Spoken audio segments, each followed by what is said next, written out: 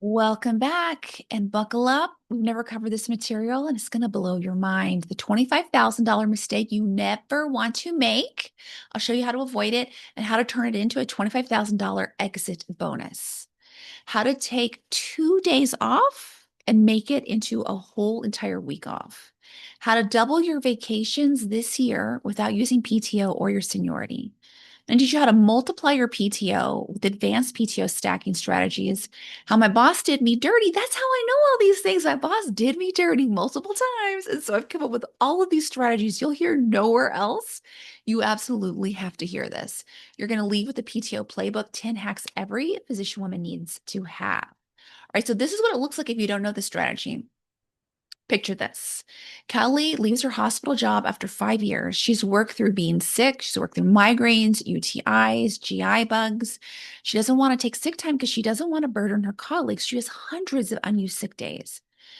She never took off when her kids were sick. She didn't even know that was possible, that her sick days could be used for that. She assumed that because she got 4 weeks of PTO every year, that she would be able to use it, and she learned that wasn't true.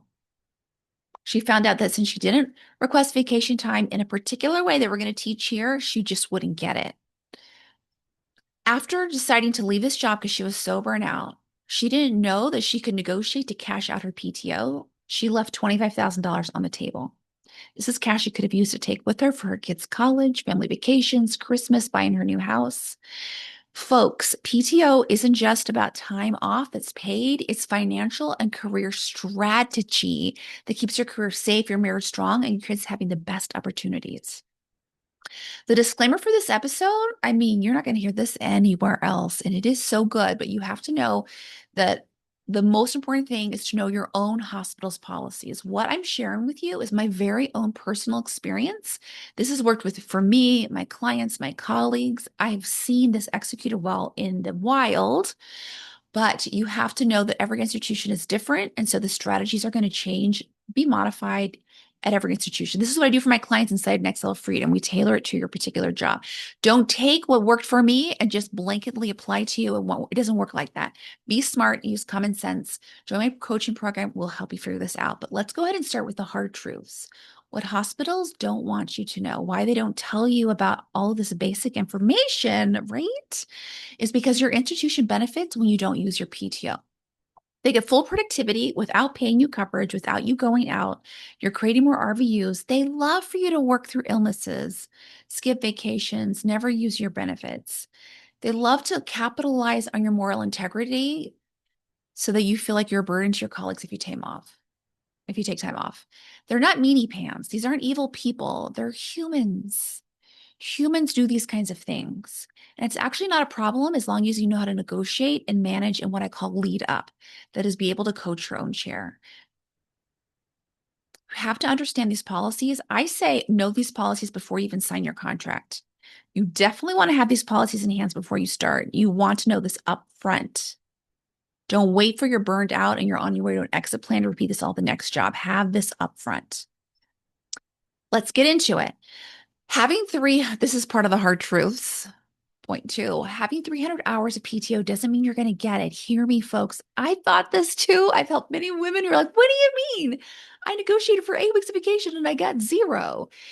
It doesn't mean you're going to get it. This is why I tell everyone the only skill you ever need to have is a skill of negotiations. Because if you don't have it, you're not going to get your PTO or your raise or office or anything nice. You have to know how to negotiate. Just because your job unlocks 8 weeks of vacation for you every year doesn't mean you'll get it unless you know how to ask for it.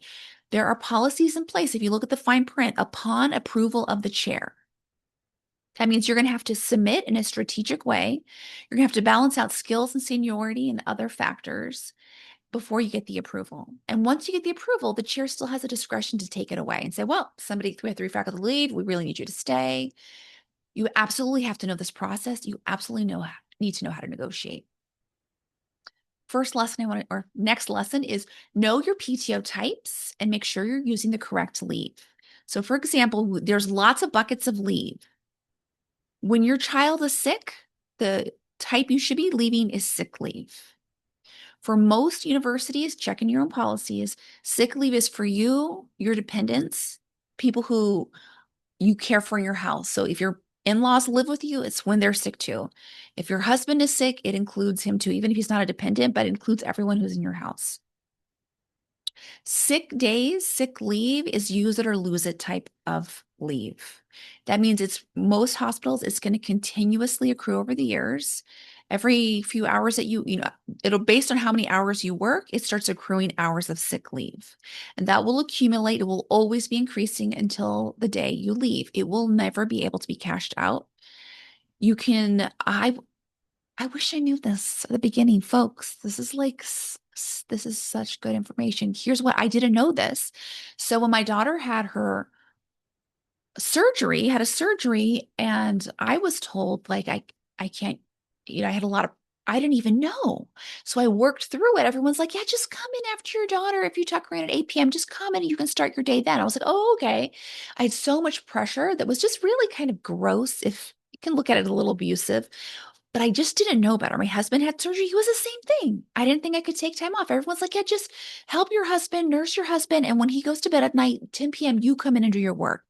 And it was, as a fresh fellow, I was like, oh my gosh, I guess I have to. And it was so challenging.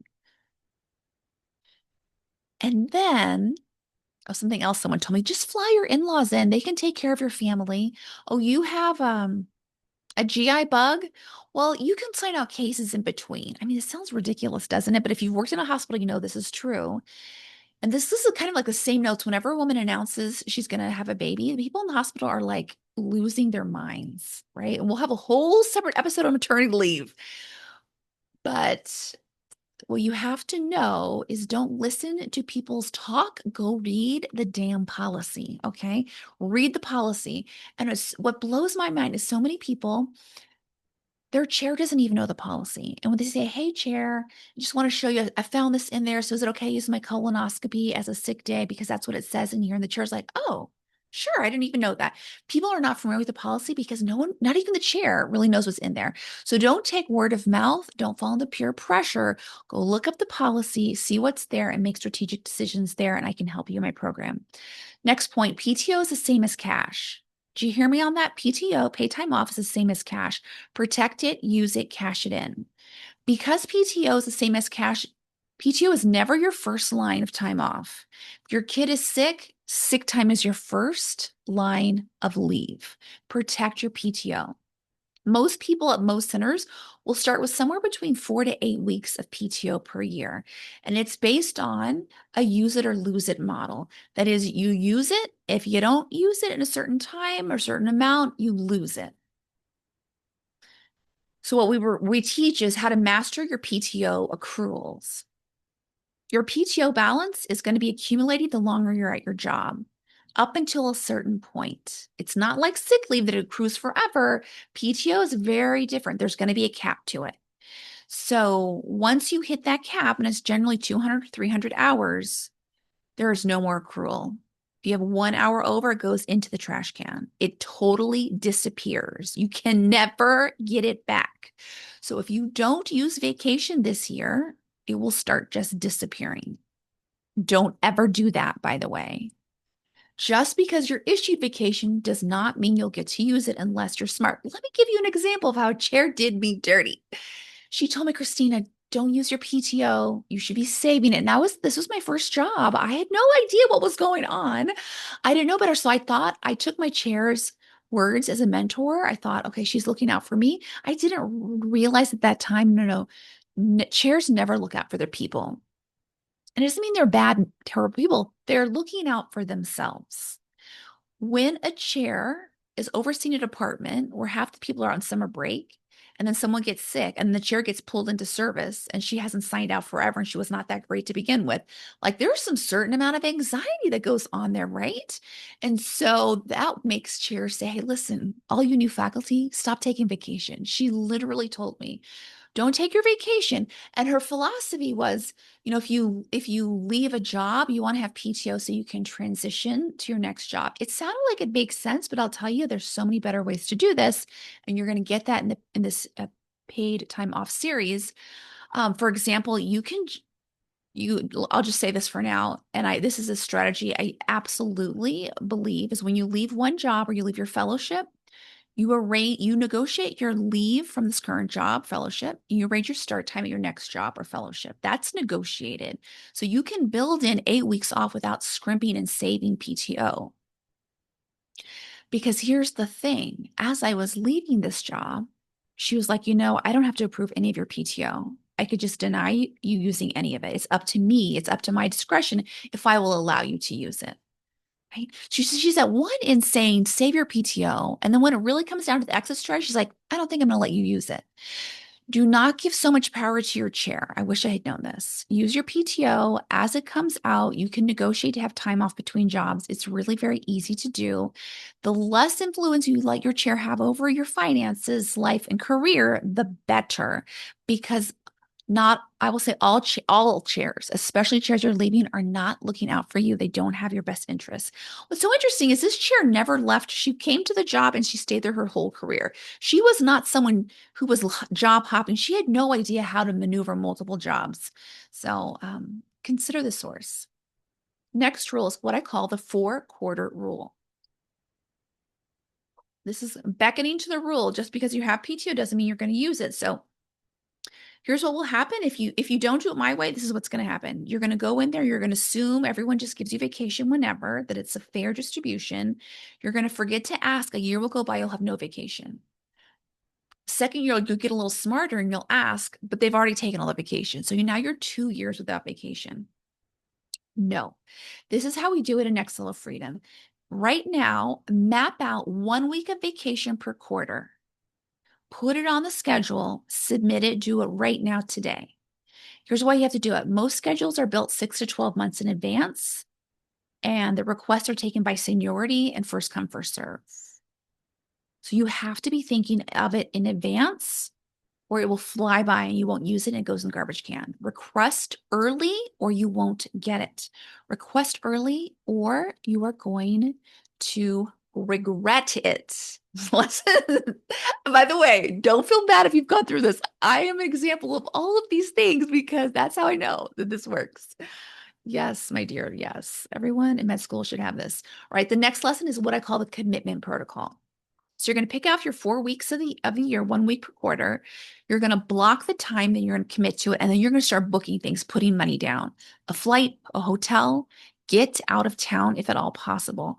Why? Is because without this commitment of money put somewhere, I promise you, your vacation is going to come around. 3 faculty are going to leave, two have COVID, and your chair is going to say, listen, we really can't let you go. We need you to stay.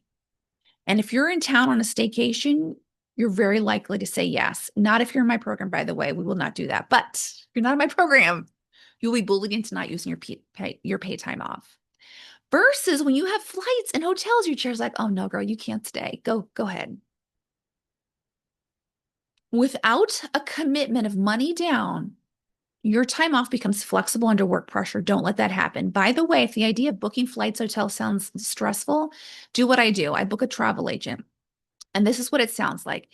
Hey, travel agent, and you want to be on Rome on this week? Give me an itinerary that includes a variety of things. I like to stay at a nice hotel. I want to be in Rome for at least a day. I am traveling with my husband and adult kid and 2 adult kids. I have a mango allergy. We don't like sports. So take us to historic places. She will do all of that for me and I would just charge it. So many people say, oh, travel agents are expensive. They're not. They get their money from booking from someone else and not from you. They will save you money and time. Next lesson. Well, I want to say this about the command protocol. I've seen too many physicians with perfect PTO plans that never actually happened because they didn't commit. They didn't put money down. Don't be that person. Don't be a fool. Don't be a fool with that PTO. I'm not calling anyone out because I told you I've been through each one of these. All right, next lesson, make the most of your PTO. So what I mean by this is not every day of the year is equally created, y'all. Some of the days are way more important to take off. So strategic scheduling of your time off will deliver a 10x return in terms of rest, purpose, and meaning. And you might be thinking, oh, that's Christmas off. Not necessarily. If Christmas means all your in-laws come to your house and drive you nuts and mess up your house and bring lots of dirty laundry and yell and they're watching sports all the time and you hate sports, That might sound very detailed because I'm just making that up. You might want to work through Christmas. So not all, don't assume that the day I'm talking about that's the strategic, most valuable day of the year off is Christmas. It might not be that at all. When my in-laws came into town, I worked. They're lovely, nice people, and I worked, and it worked out well for everyone. So let's look at this. What are some anchor days? Some days that are going to be really, really important to take off that are have built-in meaning. Always do this. Always take your birthday off every year. Book a spa, order your favorite dinner, buy yourself something special, get some jewelry, get a new purse, some new shoes, make it a day of restoration and celebration. Go get a facial, be home to tuck in the babies for dinner, for bedtime, maybe have a little dinner with them, right? Yeah. My first year in faculty, I remember I didn't ask for any, I did all the mistakes, and it was my birthday and it sucked hard. I had like the worst service schedule, livers up the wazoo, clinicians in and out as if, I mean, it was just horrible. And it happened again the second time. And I was so depressed. I was like, this stinks.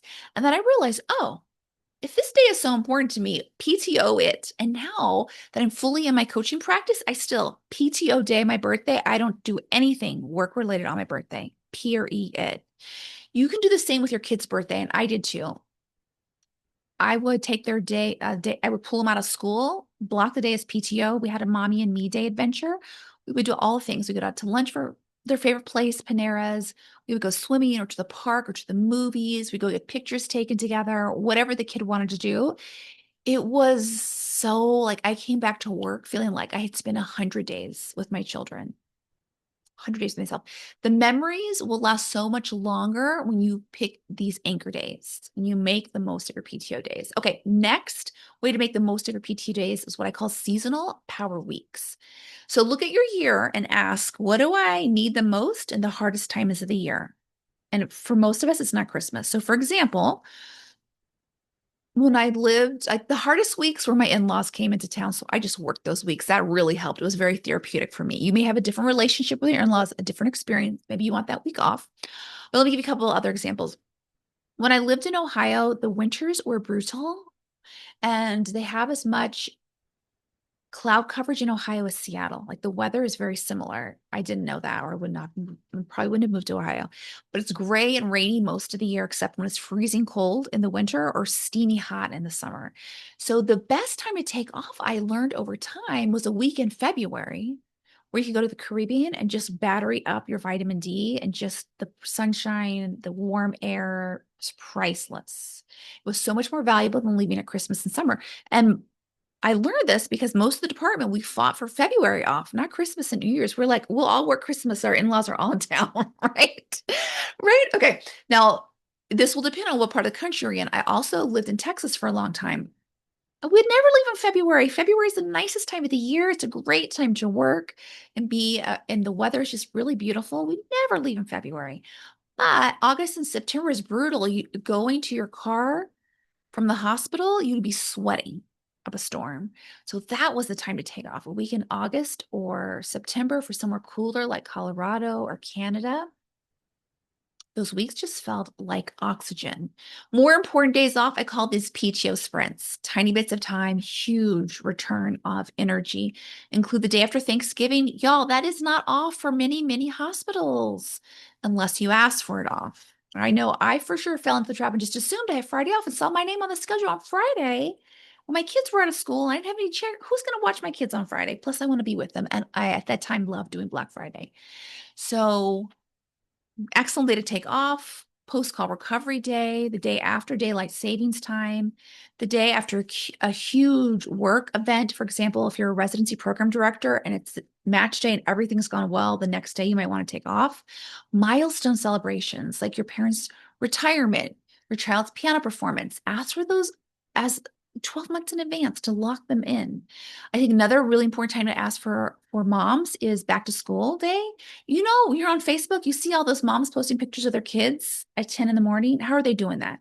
They're taking the day off because they're in my program and I taught them take back to school day off, right?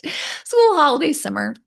before a big work day. If you're in academics and it's before use cap or before a big work meeting and you know you're going to have a book deadline and a paper and a meeting thing, the week before that could be really valuable time to take time off. Or if you're in private practice and there's a cap inspection and or some type of lab activity or something, a charity event that happens every year that your center sponsors the day after, might be amazing time. Micro breaks, in general, studies have shown small little breaks throughout the year actually give you a bigger return than longer times off. I would agree. When I go to like Costa Rica for a week, Europe for a month, I come back, I am tired. I need a vacation for my vacation. So look for micro breaks to throw in throughout your year, which are small little 1 to 2 day spurts. What I call transition buffer time, I referred to this earlier. When you're between jobs, when you're between fellowship and your first job, you want to negotiate when you leave your fellowship and when you start your first job. And that is one way you can build in kind of this vacation period. It won't be paid, but it gives you time to move across the country, get settled, have some transition time. Because once you start a job, you generally have to work there at least 90 to 180 days before you get any paid time off. So if you've been through a brutal fellowship and you're exhausted, and now you're looking at a new job where you're going to be there 6 months before you get time off, how you can really help yourself is negotiate out some vacation time before you start. Let's move into advanced moves. So everything I gave you so far, every single person in medical school should know. This next are advanced moves. These are for people who you really, really want to multiply your PTO. You're very motivated to do so. Um, you have an international family. You have your vacation needs are the only time you see your family internationally, and it takes you 4 days to get there. Like you cannot, you have certain limitations. You need advanced moves. Let's talk about that. Next is taking multiple days off. And this is where I'm talking. This might be someone who just has major life events or family who is internationally where you really do need like 4 weeks off at a time because it takes you a week to get to your hometown in India, right? You cannot go for 10 days when it takes you a week to get there. But here's what most centers won't tell you unless you ask them is that many institutions have a cap on how much time you can take off at a time. You can only leave for 5 business days in a row without special permission from the chair, which is actually not a problem if you know how to negotiate. We can help you with this in my program, but it means you are going to have a negotiation strategy if you want to take more than a week off, which I would say is required a strong relationship with your chair. Document why you're asking for extended leave and present solutions, not just requests. Listen, part of why we negotiate so well next level freedom is the standard employee will say, this isn't fair. Here's the problem. And that person will be labeled a whiner and be punished through the schedule, very likely. It's not fair. I don't love it. But how we work around that, I mean, she's a good-hearted, I'm sure, good-hearted person who doesn't deserve to be punished. And also, her lack of negotiation skills are going to make her career so much harder for her versus building a good relationship with your chair and showing up with strategic solutions to specific problems that benefit everyone. When you do that, your chair is going to be so excited to say yes to you, but it requires advanced negotiation skills. Here's an example of that. If you need to take off 4 weeks because you're going to be in India and it's a huge trip and it takes a long time to get to your family, makes sense you would need 4 weeks off. And if most centers will say there's a cap for 1 week, here's how, or 2 weeks, here's how you would go about that. You might present what I called a shoulder vacation. So if your center, the academic year ends in June and starts in July, you could take 2 weeks at the end of June, 2 weeks at the beginning of July, and you have your 4 weeks and you're staying in within their 2 week vacation at a time. It can help you override the existing you're working within the existing policy. Same thing if your center operates more on the calendar year, so they consider the end of the year December and the beginning of the year January, you could use your 4 weeks. The shoulder time is 2 weeks in December, 2 weeks at the beginning of January. There are also a lot of other creative ways to do this. You can link your vacation to CME experience or to a leadership course or to doing volunteerism or creating invited lectureships at your medical school in your hometown. How do you get invited to an invited lecture? You call someone up who's there and say, hey, I'm going to be in town. Can you invite me? Put on a paper so I can use this partly as CME time. How else can you do it? You can reach out to someone and say, hey, listen, I was an alumni back in 2000. I'm coming in town. I can give you a lecture on blah, blah, blah, blah, blah. Most invited lectureships are created this way. I know some of you are out there saying, oh, it doesn't mean anything if it's not a genuine invited lectureship. That's BS. It's not true. On your CV, there's no space of, did you create this invited lectureship or do they really want you? No, no, no. It just goes on your CV as an international invited lectureship. And if you help the medical school that raised you and you get to see your mother, like all of this is aligned. It's super ethical and aligned. All right, let's move on to another concept called CME vacation combo. I kind of alluded to it. This is where you combine a CME with a family vacation. For example, you might attend a 3-day CME conference in Hawaii, add on 2 vacation days, the weekend before and the weekend off, and now you've turned 2 days of PTO into a full week off with your university paying for your family trip to Hawaii. They've purchased that hotel for you. They've got your airplane ticket. You've got a daily allowance. This is a win-win-win that most physicians never consider. Look for CME in all the places you want to visit. I promise you could take a cruise, you go to New Zealand, you go to Hawaii, you could come to Colorado. All right, next tool is holiday optimization. Never, and I mean never, ever, ever, never, ever, ever use PTO for a declared holiday. What is a declared holiday? I have an international cross, so you need to look this up on your own. But what are the holidays at your hospital? This is something you should get in your package when you're considering to sign on. Our declared holidays are these 12 US national holidays, or these 20 holidays, or these 5 holidays. You need to know this. These days are a bonus vacation day from your hospital. Consider them a gift. You don't have to use PTO days on them. No, no, no, no. They're just a gift from you. You need to check with your institution. I've worked at some institutions that don't give you these days off, but they give you like 30 PTO days. So they go ahead and give you a lot of time knowing that you're going to be using PTO for these declared holidays. So they'll make up for it. If you're required to work holidays, so for example, MLK Day and President's Day, like are very variably honored at different institutions. And some of the institutions I worked at, they were like, this was a standard working day. And if you worked on a declared holiday, you would get a bonus PTO day later. Okay, folks, wake up. Holiday optimization. Here's the thing, volunteer for the holidays you don't celebrate. So, for example, I helped someone do a week of these holidays. She would volunteer for MLK Day, President's Day, Memorial Day, Labor Day. Well, she accumulated an extra 5 days of PTO by volunteering to work these holidays. Here's the advantage of working the holidays. The work is light. Nobody's there. It's very quiet, and you get a bonus PTO day for a really prized premium time that you can cash in, let's say at Christmas. Another way to optimize is do a shoulder PTO. So if you're going to a meeting anyways, just add on a couple of days and you can make it a beautiful family trip. Add a couple of days, do a massage, do a hike, do something with your family, right? So it can be a way to defray some of the cost and really work towards multiplying your PTO. Another example of this is Thanksgiving. Generally, for most centers, not all, you get at least Thursday off. In the United States, everyone's going to get Thanksgiving Day off unless you're an ER doctor or maybe a neurosurgeon on call. But let's kind of exclude those folks. Most people will have Thanksgiving Day off. Many centers will also have Friday off. So you already got Thursday, Friday, Saturday, Sunday. You use 2 PTO days, Monday and Tuesday. Now you have a full week off and you only use 2 PTO days. Next strategy is what I call shift trading networks. Now, this is a little bit risky, but I have seen it work very, very well.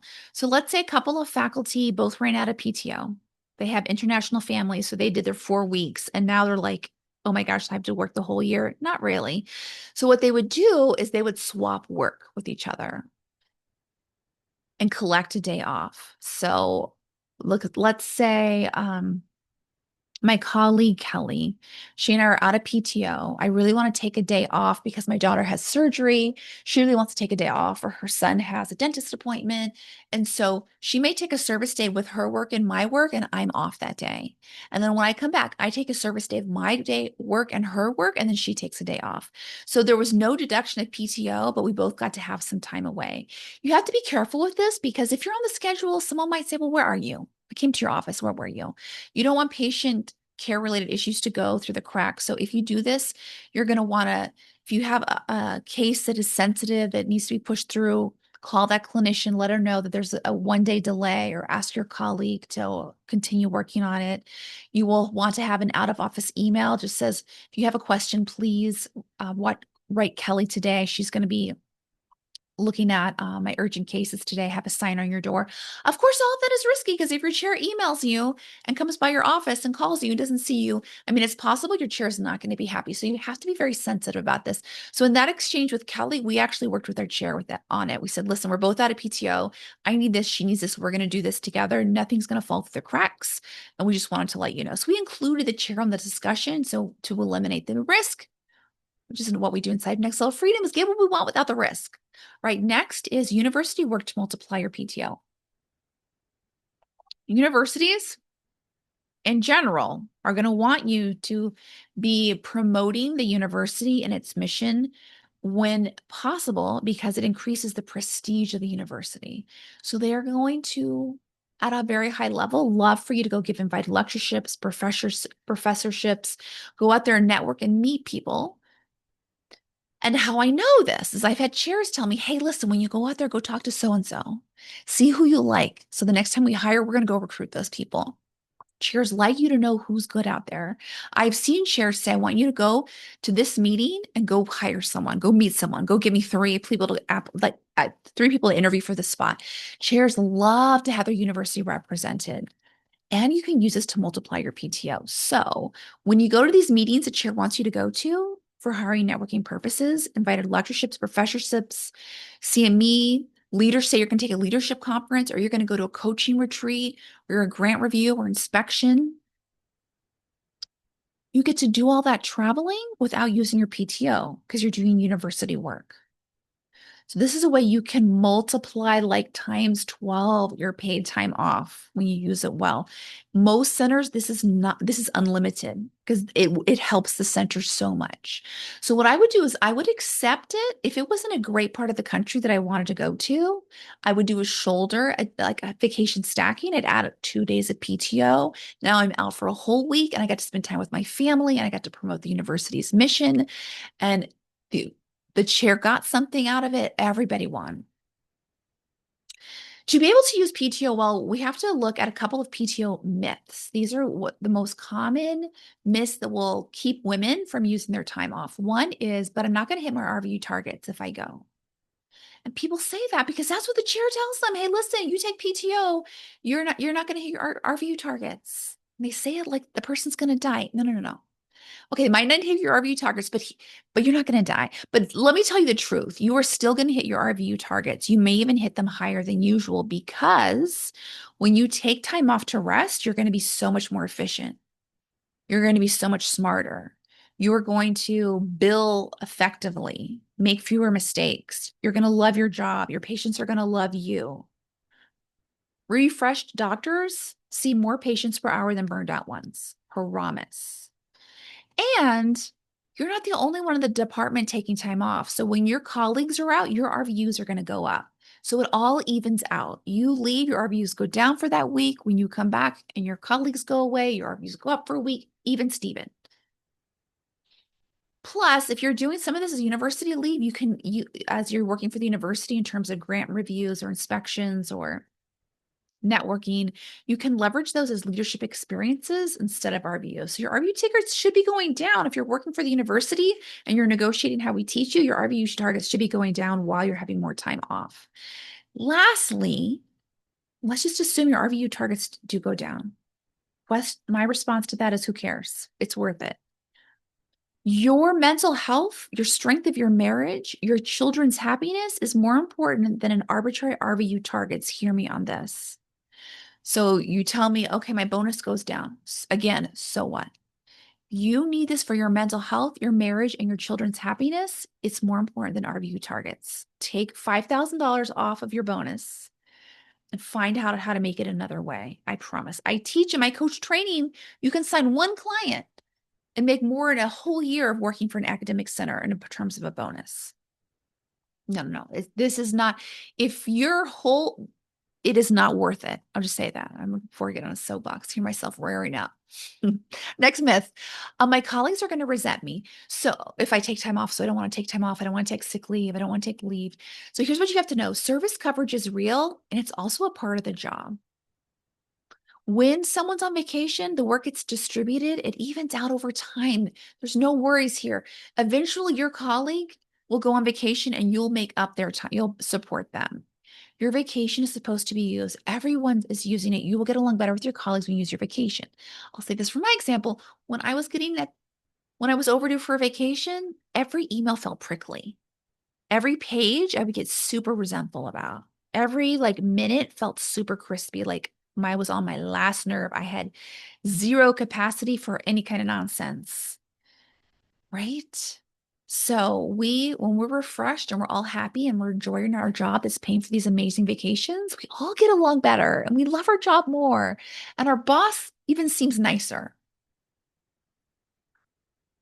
The burnout connection. So here's a statistic that should wake you up. Studies show that physicians who leave their jobs unhappy or in burnout generally have lots of unused PTO in the books. Let me say that again. Studies show physicians who are so unhappy they leave their job, so unhappy they're depressed and burn out, have like the most unused PTO. That is not a coincidence. They're not using their PTO and it's making them unhappy and burn out and leaving this job. If you want to make this job safe, you've got to use your PTO. You have to stay refreshed, connected to your family with a happy marriage that comes through using your PTO. Your PTO isn't just about vacation, it's about keeping you mentally healthy, preventing burnout, serious mistakes, depression, suicide, maintaining perspective, creating a sustainable career, taking care of your patients and your family. Physicians who use their time off regularly report higher job satisfaction, better patient relationships, better productivity. Their patients are safer, their kids are happier. They're on the planet longer. You have to use your PTO like your life depends on it because it does. But you can only get these benefits if you actually use it. So here's your action plan journal prompts for this week. 1, learn your hospital's policies. Should have known this before you signed on the contract. And I tell myself that, but I didn't know. So don't feel bad. This is no judge, but just good to know. Figure out PTO, sick leave, CME, holiday pay, accrual, limits, usage, FMLA, just maternity leave. Figure out what all that stuff is about. 1. 2 is find out your balance as an option. So of all these categories and buckets of leave, how much do you have and how can you use it? 3, block 1 week off per quarter for the next 12 months starting today. Get a travel agent on board to start planning amazing vacations. As soon as you get it approved, start booking trips and hotels. Put money down so you don't succumb to work peer pressure. 4, find 3 CME meetings that can double as fabulous family vacations. Hawaii, the Caribbean, Alaska. 4, I think I already said that. 5, consider 3 holidays vacation combos. So what are 3 holidays that you would love to just add a day on? Maybe it's July 4th. We get Thursday off, take Friday as a PTO day. And now all of a sudden you have 5 days off, 4 days off. 6, decide on 3 PTO sprints. We went through a bunch of ways you can take 1 day off, really 10x your return on energy and replenishment because not all days of the year are the same. Go ahead, decide on 3 of those today. 7, to submit your request early. Folks, if you don't submit it, it's not going to happen. They will not make sure you have vacation, I promise. And eventually, after 200, 300 hours, your vacation goes into the garbage. It just disappears. Don't let that happen to you. In summary, here's the PTO playbook. We gave you 10 plus hacks your hospital doesn't want you to know about.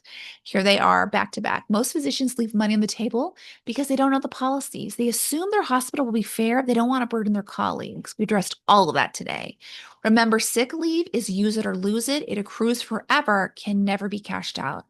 PTO is the same as cash. Protect it, bank it, use it as a last resort.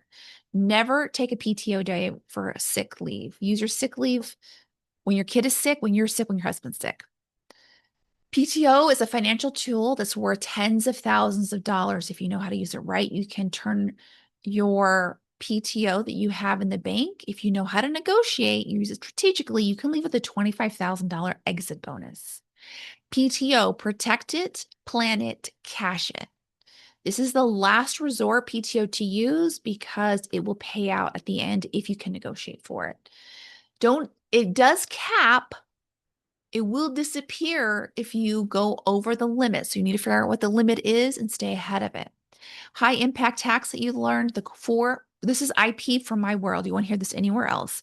And we have so much more inside the program. The 4-quarter rule: schedule 1 week of vacation per quarter, 12 months in advance. Put it on the calendar. The commitment protocol: block, book, and protect your time so work creep doesn't sneak in. So call your travel agent, put money down on plane tickets, hotel, cars as soon as it's approved.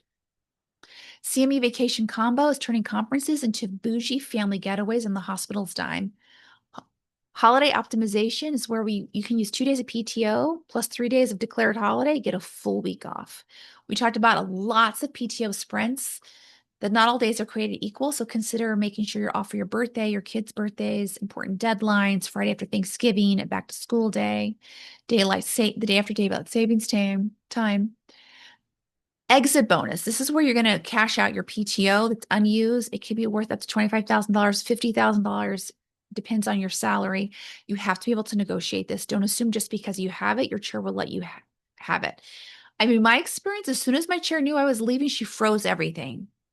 My book fund money, everything. And she was like, we want to get all that stuff back. Oh, you bought a book last week? It's mine now. So just know, just because you have it doesn't mean you can use it. Multiple week PTO strategy. This is how we work with your chair to extend beyond the 1 week limit. Really important for international families or if you have a big event or big travels.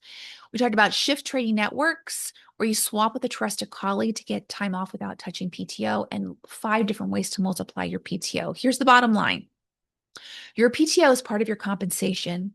It's not a gift from a generous employer. This is business, folks. We are business women.